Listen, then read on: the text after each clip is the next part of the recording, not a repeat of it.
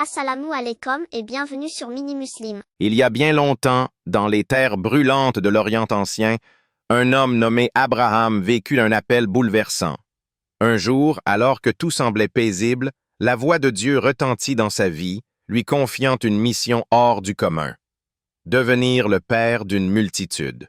« Je ferai de toi une grande nation », lui fut-il dit. Ces mots, porteurs d'une immense espérance, allaient transformer l'histoire de l'humanité. Mais derrière cette promesse divine se cachait une épreuve redoutable. Abraham et sa femme Sarah étaient âgés et sans enfants. Le temps passait. Les années s'accumulaient et l'enfant promis ne venait pas. Sarah, rongée par l'impatience et la douleur du silence, prit une décision qui changerait tout. Elle proposa à son époux d'avoir un enfant avec sa servante égyptienne, Agar. Ce geste, dicté par le désespoir, ouvrit la voie à une situation complexe et tendue.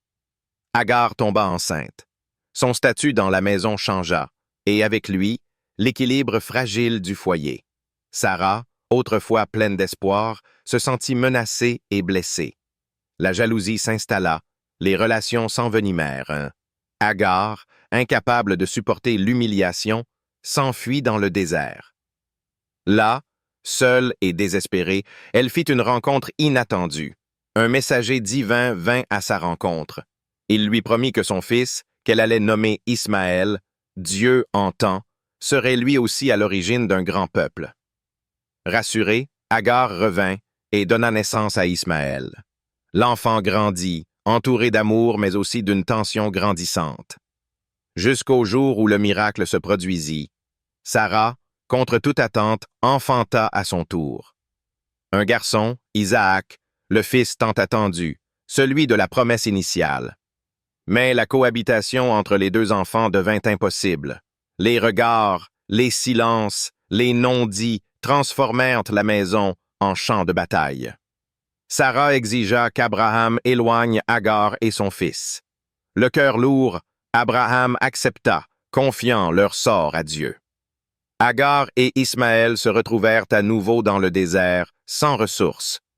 Lorsque toute espérance sembla perdue, Dieu intervint. Une source d'eau jaillit là où il n'y avait que désolation. Une nouvelle fois, la promesse divine se manifesta dans la souffrance. Ismaël grandit, devint un archer habile, un homme fort et libre.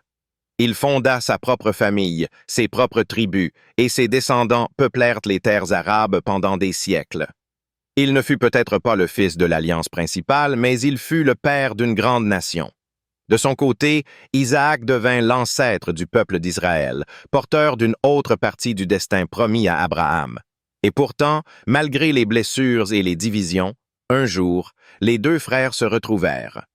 Ensemble, ils enterrèrent leur père deux fils, deux promesses, aux origines d'une grande séparation Abraham dans un acte de paix silencieuse. Ce moment suspendu dans le temps montrait que même séparés, les fils d'un même père pouvaient encore se réunir.